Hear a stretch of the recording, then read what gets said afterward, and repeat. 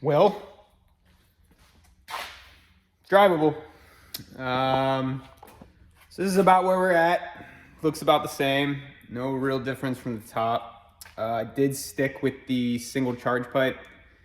And the big stuff for me has been making sure that the car is happy with the heat. So if you look, I've got, I don't know how well you can see it, but I've got lots of heat stripping in there.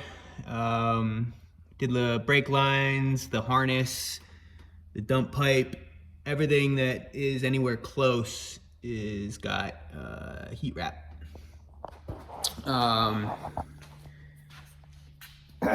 It's just kind of tight back there, so I wanted to make sure. Tune-wise, it's running well.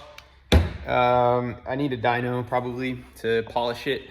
It's a little rich up top, and there's a few lean spots. But this point really is just to make sure that we can get it drivable. Make sure that it starts up, cruises, doesn't catch fire, does all the normal stuff cars do. And then really it's just it's going to be putting more miles on it. I just got done with a 20-mile test drive or so, maybe a little less, but enough that the car was kind of in like a homeostasis, like just cruising. IATs stayed where they were, ECTs stayed where they were, like everybody was happy. No smoke, no smells, just, you know, the normal stuff you want to see when you start off your kit.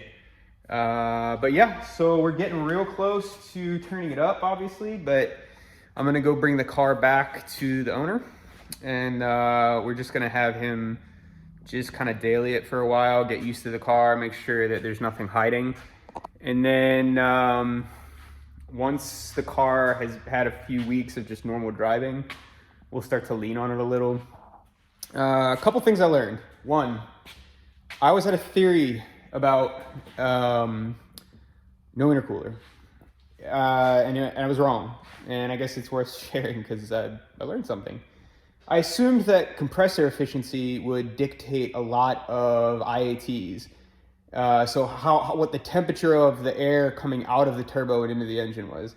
And while that seems to still be true up top, when you're pushing the turbo hard, you'll get heat soak in the charge that otherwise wouldn't necessarily be there. It doesn't seem to really matter down low. And I did some reading, and it comes down to a thing called an adiabatic efficiency, or basically, regardless of this compressor efficiency, as you increase the compression of the turbo or of the air, the temperature rises regardless. And I knew that was the case. I just thought it would be a little bit less pronounced, but we're seeing 140 IAT at 5 PSI, which isn't really dangerous, but I can't lean on it. I don't want to push it any harder without some cooling. So I've urged the owner to go meth, because I don't want to deal with this. This is my big problem, is that it's kind of hard to see, but yeah, you can't really see it.